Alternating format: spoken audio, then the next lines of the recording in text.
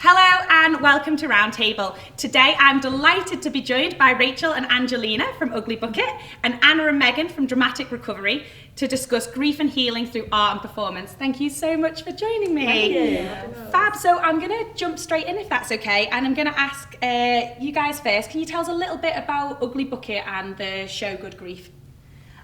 So I'm Rachel and I'm the artistic director alongside Grace and then Angelina. I'm an actor with an Ugly Bucket. Amazing. Ugly Bucket is a Liverpool-based physical theatre company that use loads of sort of techniques. So we use verbatim, clowning, techno music to sort of create really loud, messy, sort of chaotic shows around really truthful voices and hearing what people have to say about things. So we first made a show called Bocean Blues that was all around postgraduate depression, and we sort of took interview people and found that that's what we were experiencing, and then giving that voice alongside the sort of comedy, ridiculous clowning style, and found that really had like an impact on people, because we always say if you can laugh at something, you'll get people to listen. So that's sort of what we've been doing. And then with Good Grief, that came around because our friend Tim Miles, who was a comedy lecturer at John Moores, he asked us to do a 10-minute piece for his memorial on death. That's all he said. But he said, make it funny. Yeah, he was like, he just said, wow. do My what memorial, you do what you do, make it funny. Wow, that's quite the And brief. that's it. Okay. And we even said to him, so we went to see him in the hospice and said, okay, so what kind of thing do you want? Do you have like a scene? Do you have like a scene in mind? Do you have something? And he was like, I don't know, I'm not going to see it. You do it. Yeah. So you can totally see his attitude Yeah. is just this like extremely open, lovely, like just amazing attitude around it all. So we were like, okay, let's do this 10-minute thing, and sort of really got into it. The interview with him was the sort of main source of material that we used for the 10-minute piece. And then obviously your brain starts going as an artist and you're like, wait a second, there's loads that we need to say about this. Then you start to, as soon as we start talking about we're doing this piece for the memorial, someone goes, well, I think this, and here's my views on grief, and here's what I've experienced. And you can feel a real need for people to talk about grief and their own experiences and loss. So I think that's sort of where it then snowballed. So that's sort of the nugget of the context of where Good Grief sort of started. Brilliant. Yeah. And so, can you both tell us a little bit more about your work with Dramatic Recovery and what you get up to with that? Yeah, so I always look at Anna and I'm like, you go or I go. So we're both directors of the mental health arts organisation Dramatic Recovery, and we started back in 2019, and we use the vehicle of drama to attack mental health topics that might be a bit taboo, and that sounds really scary because drama has a stigma almost itself. You think that you have to be this confident person to take part, so we just try and approach it in a much more relaxed setting, and we have sort of 4 sectors. So we also do verbatim and education, social prescribing and play schemes, so creative arts around topics that you might struggle with, mental health topics, and we try and attack those and try and bring them to the forefront. Yeah, definitely. We work with people who experience poor mental health, so we try and make drama non-competitive and just like have a place where you can be free and express yourself, and then if they want to bring issues that they're dealing with at the time into the drama space, then they can, and then we can, through exercises and workshops, we can kind of dig into that a little bit deeper and hopefully leave feeling better than they came with before. Yeah, Definitely. And so, how is it that you all came to work together then? So we were talking about this before, and from my memory, this is where it's like, It was ages ago. It was pre-pandemic. It was a different world. It was so long ago, but from my memory, it was sort of we'd done a kind of a really small call out of, you know, this is a topic that we're wanting to sort of touch upon. Does that feel of interest? And does anyone want to come and talk to us about it? And then it kind of we just found that even then people were coming to us and really being like, we want to talk about it, and then there was just like the match, wasn't it? I think I remember you messaging us and just being like, let's have a meeting, and we need to see what's going on here, because it just felt the two sort of ethos just aligns, where we're like, we're all wanting to use drama and use a creative outlet to talk to people. And yeah, I think it was all like the social prescribers was the main thing. It was just before, I think it was at like the same time you had posted about like doing good grief. We'd literally just been socially prescribed from Care Merseyside, a group of bereaved people, to do drama workshops to help them overcome their grief or explore their grief a little bit more. So when that came out, I was like, oh my god, this would be so amazing for these people to use their stories and like let it be heard in the theatre, and you know, just see how it all unravels. So yeah, we got a few beneficiaries, Frank and Mo, and they all got involved, and yeah, it was really lovely, wasn't it? Yeah, and I think it was nice for people to see what we did with it, because obviously everyone's creative expression is so different. And for us, we obviously go at it. We really go, we're going to tackle it head on, because we don't have time to do anything else. Is how we've always viewed it. We're like, let's just go for it, because if we sort of step around the issue, we're not actually going to get to it in the time that you sat watching a show. So and the people coming to watch it have come for us to address it, not for us to also, as well as everyone else in the world, to just kind of like dance around the subject. The point is that like, okay, you might cry. That's all right, but let's cry. You know what I mean? There's nothing wrong with that. Grief is an elephant in the room in the community. So I think even with when we were first joining together with each other in partnership, it just seemed like we both had the same idea of how you want to address this, because we were bringing it to a safe space, and the theatre is a safe space to address that, because it's very, when you walk past someone in the street, and say if I knew that you recently lost someone, I might feel awkward about bringing that up or not know what to say. And I think it's a very British thing to not, you know, hi, how are you, and just carry on going without actually listening to the answer. So it made sense to kind of approach it in a way that is very obvious, and people can come to the space and be in a safe environment and be supported whilst talking about it. It's interesting, because I feel like as well with Ugly Bucket, we've never wanted to just do it from like, say, me and Angelina's perspective. We never wanted to do it where it's just us in the room going, here's what we think, let's put that on. We've wanted to do interviews with as many people as we can and try and get it wide. But even then, our show really is targeted to other people of this British, very Western sort of attitude, which is quiet. Because a lot of other places in the world aren't. They are really expressive. We talked about it loads in the process, where we're like, it's just a shame that we didn't reach those people, because but still it's relevant to the people that are coming watching the show, which is like majoritarily British people that are quiet about it and do keep it in.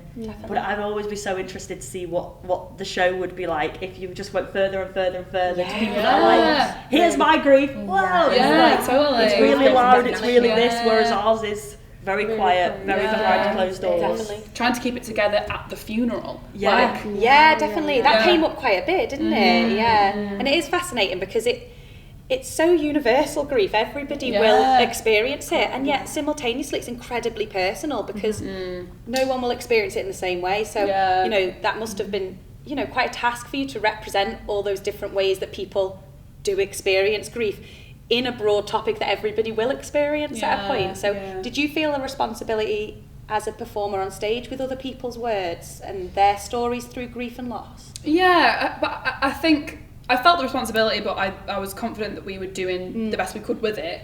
I think because we were just so sure and showing so many different ways of grieving, and that every single one of those ways is valid. Like, some people just want to cut off. They don't want you to talk to them. They don't want to talk about it, and that's fine. Like, that's genuinely okay. But then other people really want that. They really want to pour it out, but then they kind of feel not supported to do that. And so I think just showing the breadth of grief and how it can manifest in so different ways, I think, I felt like we did it well. Yeah, we always say that as the performers, we as a company as well, or act as a vessel. That's what we are.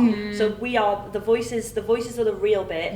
We sort of, because grief is so abstract in its feeling, like the feeling is so overwhelming, it's so massive, it can, in our view, again, people can do it with words and all these gorgeous things. We do it with physicality and with this sort of taking it and spinning it, and we go to space in the show. You know, we really try and do that sort of thing so that it's representing the feeling and this abstract thing that is grief. We try and represent that because that almost is universal and everyone does experience that in a very similar way. Yeah. But then it's how we show it that is different and unique and Like you said before about the elephant in the room, we've kind of made it into like a tarantula. Yes. Which is like this like big, scary monster, because I think for a lot of people like grief it's a really horrible, heart-wrenching feeling and you don't want it. Like it's horrible, you want to avoid it as much as you'd want to avoid this horrible, scary monster that's like just in your house. So yeah. And a big way to do that was to get in the interviews we always ask the question, it's all very emotive, not emotive questions, it's like descriptive questions. How would you describe your grief? That is really visual in its answer, whether someone realises it or not. Like that was Ridda's response, who was a lovely girl that we interviewed, and she said, oh, it's like a tarantula in the room where you kind of know it's there and you're a bit scared of it. So that for us, you just go, that is exactly it. You've just worded something that I could never write, and maybe that's my issue, but to see it from someone who, and you know, Frank, the way that he sort of explained things and the way that he worded things, if you'd have asked him, are you a creative person? You know, don't know what he's like now, this far down the line, but at that time I feel like he probably would have gone, no, I'm just a normal bloke. But then when you ask him that question, there's stuff that comes out, because everybody is creative inside. That's one of the things in the session, so it's kind of like the interview coming to a workshop with, because we met at the beginning of the process. Care Merseyside is the charity which is run by the CEO Kathy Connolly, who asked me and Anna to kind of come in and socially prescribed drama, and then when we were given the group that was bereaved, we kind of say to them, like, we know you're not creative, and that's kind of the scary thing about coming, but now you're here, try and explain things with analogies, try and, you know, how do you feel? And it's those open questions where they start to open up, and then they start to form connections, friendships, and it's amazing because as soon as then that's given to an artist, you hear that and you just like, there's so much you could do to show that kind of universal feeling, what everyone feels and what someone can relate to. So like in those initial meetings, the poems that they were bringing to like the groups were just amazing, and you're like you said, they're just like, no, I'm not creative. Here's like a stunning poem that oh my god, but you're not creative. Like in kind of, they think they're very socially isolated and they've not been given the chance to do that before, so the confidence sometimes can be a bit low than you think, and some of them over, you know, the age of 50, and just finding out these new talents and bringing out these life experiences, and that's again something that you just can't write, because that's something that they've experienced, and it hits you just like, wow. Sometimes we have sessions where they'll just talk and they don't want to do drama, they don't want to do exercises, and then they're like, oh, you know, and it's like, oh, we've not done anything today. It's like, well, we have, because that's art in itself. Everything that you've talked about and got out, like, you are creating it and you are being creative within your mind by just, you know, putting it all out. And everyone's like, yeah, I agree. I felt that way too. I'm so glad you said that. And, you know, the friendships that have formed just by having these open conversations, you feel like you're just like, you know, unlocking a gate and you know them a bit better, don't you? So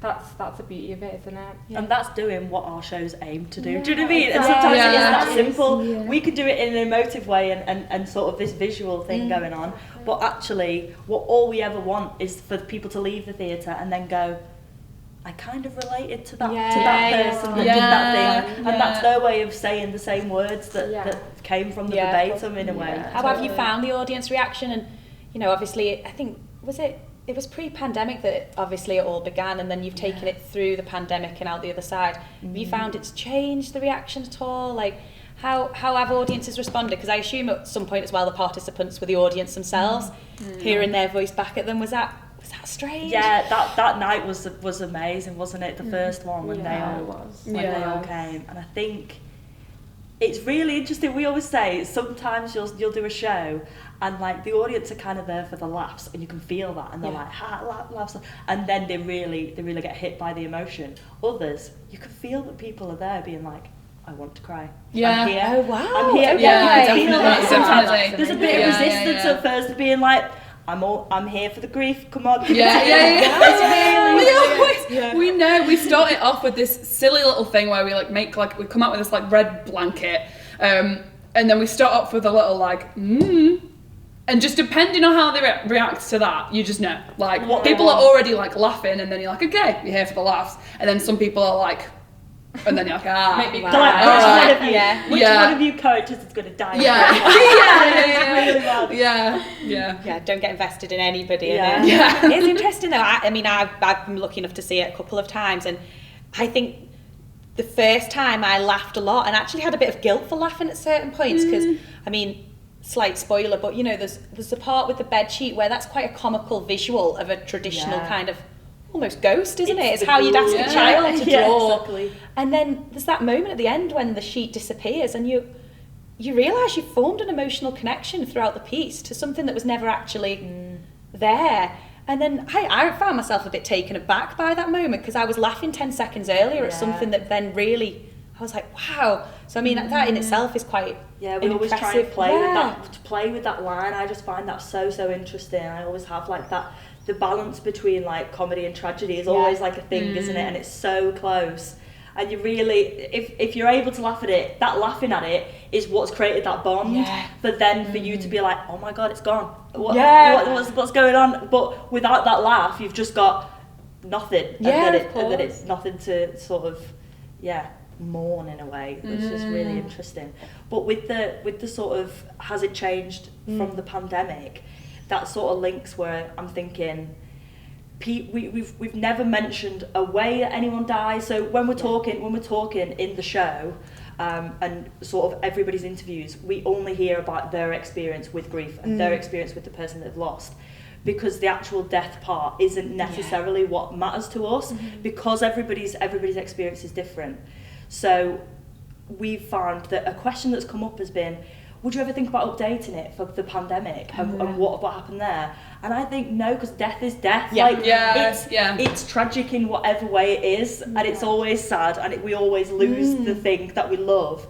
So that for me just made me think about it then, with the sort of ghost and being like, that is a thing, but it's not a person, it's not got an age, it's not got anything, but we see it, we love it, and it is lost. And that's what we've always tried to just, it's almost making it universal, because you can then put your own experience into that weird, silly thing that is that ghost, and you're like, oh, that's made me really feel, I think that's one of the powerful things really around using art and creativity in kind of health and social prescribing, because you know it does allow a bit of a blank canvas to put yourself on it. And you know, how do you both find that? It must be quite interesting, the different projects that you use creativity to address, really.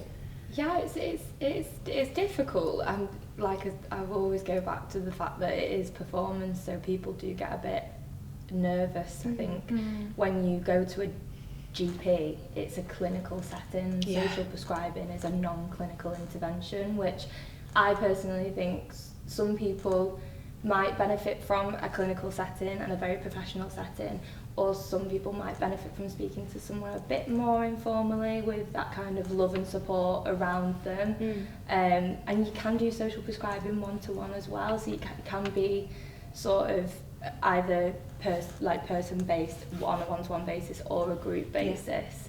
But in order to tackle mental health topics such as grief, which are a huge international issue, with things like we've worked with domestic violence services, we've worked with people come through with just a really wide range of mental health issues. It is quite what's the word I'm looking for? It is quite hard, but I think once they open up and they start to understand that you're there just to kind of find some sense of release through a creativity that you probably never thought that you have, but like we said before, everybody has it. It is gorgeous. I come out of work crying. I'm not surprised. We always say this, but we always say that theatre itself and drama itself is a stigma, that even in school you don't want to oh, I'm not doing that, I'm not coming out of my comfort zone, I'm not going to do drama, how will that ever help improve my mood? Like, I'm anxious as it is, why would I want to do something? Get on stage and be like, I'm Exactly, and like we have young people who say that, and then they've given it a go and go, I actually feel really good now, and I've actually like learned something, and I've expressed myself in a way that I've never tried. And I think that's the beauty of it. And theatre itself, watching theatre as well, has that same thing of how like you can watch something and then leave the theatre, like you said before, and go to someone, I felt exactly like that scene, and then go, oh, okay, wow, like, you know, it's just that conversation starter, whether it be in the actual, you know, rehearsal room or in the theatre, about being like able to say, well, I connected with that, and this is how I want to express myself, and it's a really good form of just, which is why I say stigma, because it is kind of,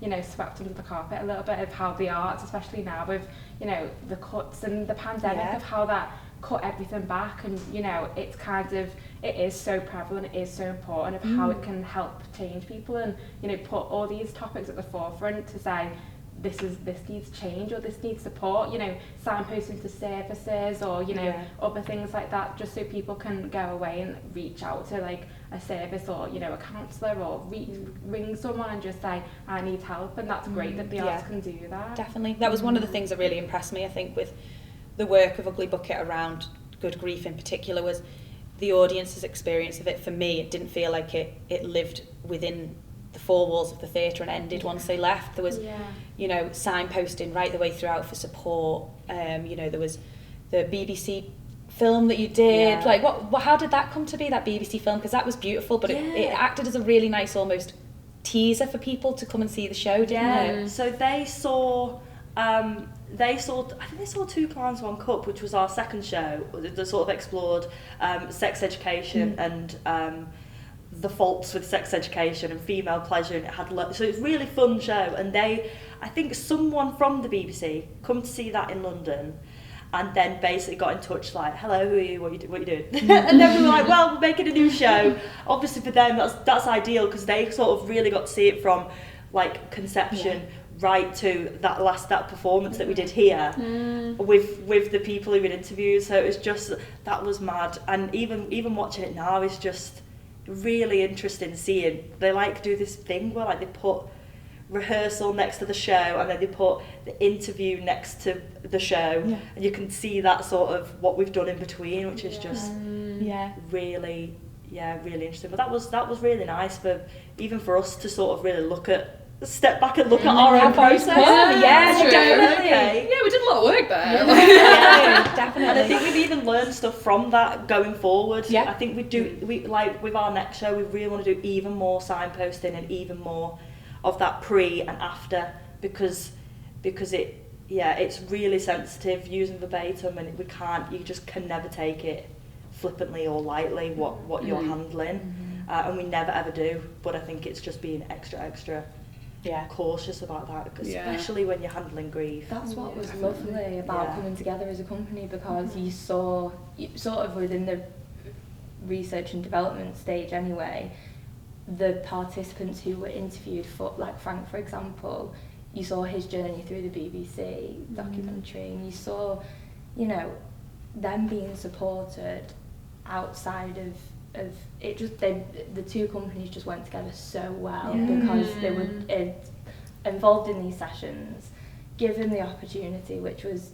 just in itself the power of verbatim, to be able to get the platform to be able to share your story on much a wider scale for our participants anyway that had come through. I know that was just, and they like that feeling for them, because it goes back to what you were saying, Angelina, before, about sometimes when people don't know what to say and you're trying to silver line it, sometimes you don't want people to talk, you want people to listen. And I think that's the power that Ugly Bucket gave our sort of group to come forward for the likes of Frank and give the story for an audience to listen, and now much wider audiences. And it was to massive. listen. It went so far. I mean, the BBC logos on something. It went everywhere. Like, Yeah. the notifications Yeah. were mad. I'm like, oh my god, Oh my god. Yeah, that was really 100%. interesting. But yeah, it's just that empowering. We do it on it feels like we do it on a small scale where we're like, we can put it on for an audience of people, and then when the BBC come in, you're like, oh my god, everyone can see it. Everyone comments. Yeah. Definitely. And But it's a great, it was a great honour for them to trust us with our stories as well. It's not something that we take lightly. That's it, Someone exactly. giving, really bearing their heart and soul. Yeah. It's like a big thing knowing that you have that and you really want to do it well. So I'm really glad that they felt empowered by the show. They were able to do it. I think that's the thing as well. And some people ask you, like, when you are doing theatre, I think you get, when me and Anna have had questions before, and you think, people are like, how are these people being supported now? Where are they now? And the relationship that Dramatic Recovery and Ugly Bucket have is that they can kind of go alongside each other and use the platform and the support. So, Yeah. So it's not just, you come and they were doing kind of an interview, and then it was kind of, those sessions were kind of built up to them building the confidence to be able to watch it and see that journey for I keep going back to Frank, but there's a shot and the camera I think is on him at one point. It's because it's the bit. It's like Frank's that bit where Frank is watching it, and his story is being heard by people all around him, and you're just like, oh my god. Yeah. And the fact that it's that trust, like you said, Andrew, it's just like, and he doesn't have to respond to the audience. He doesn't have to, find something to say in case he might feel like he has to say the right thing. He just knows that he was kind of in a safe setting, shared his story, this is what was going to happen, and it's something he helped another thing so many other people. This is what I was about to say. It's kind of twofold, isn't it? Because as well as the recovery it's given the participants, it's then the recovery and the safe space it's given others to kind of see themselves within it and talk. It's remarkable, isn't it? Yeah, just from talking, there's so much in the world that you can do, and you can have an impression on someone else's life and their kind of all the comments on that documentary, so many were about Frank and his Frank's so and his loved. statement. And I was like, everybody loves Frank. They were like, who's that man? He's really lovely. And but it's that thing that you cannot replicate. Someone like Frank just coming out with it, saying how he feels. And that's why so far we've always used verbatim, not direct verbatim, because you just cannot replicate someone going, I know that man. You don't know him, but you know him. Definitely, we all know him, and you're like, I see, this is making me think about either me, it's making me think about my neighbour, it's making me think about my friend. Your script is just unscriptable. Definitely. Like, you can't write it. It's like they're basically creating the script, and you're like, 100%. Because there's such a power in vulnerability as well, isn't there? And that was a good thing about the BBC little documentary, because it was like, you saw Frank and you saw that he's like, a barely man. He loves the football. He wants to just, he likes going for a pint every weekend, but he's like, he comes to drama group and he has a laugh, but he's also got a lot of grief, and he lost his wife, and it's hard for him, but for him to be so honest and raw about what he said, and I still remember that interview where he still makes 2 cups of teas, and it's so important for people to see that, and hopefully I bet you many men watched that and thought, oh, that's me, and why can't I do that? Why can't I? Why can't I join a community group and do something for my grief, or reach out to a charity? So that's a good thing about seeing as well, as well as hearing the voices, but seeing them sometimes as well is really good. Definitely. So, is there anything you'd like to share in terms of how people can get involved? Maybe find out a bit more about dramatic recovery, but then also, what you've got coming up next as well. It'd be really great to hear kind of a little bit more about what's coming up. Should we go first, guys? Yeah. Go on.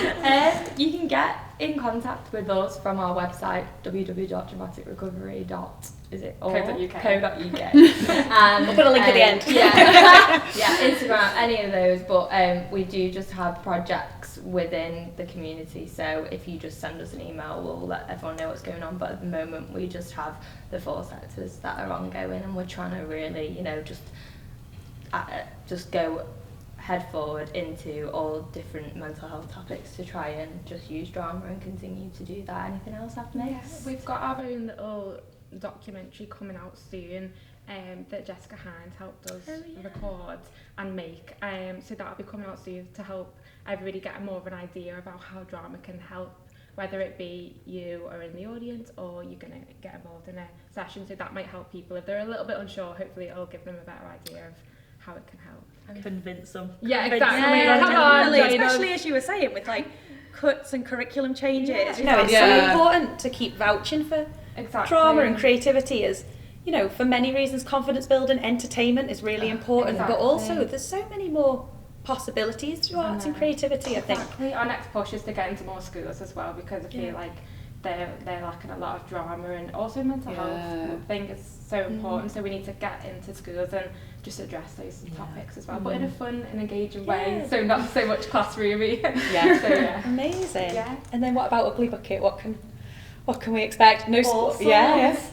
Well, Good Grief is going to Edinburgh. Wow. Yes. That's exciting. Which is really exciting. We're going to be there for the whole month as well, wow. which is nuts.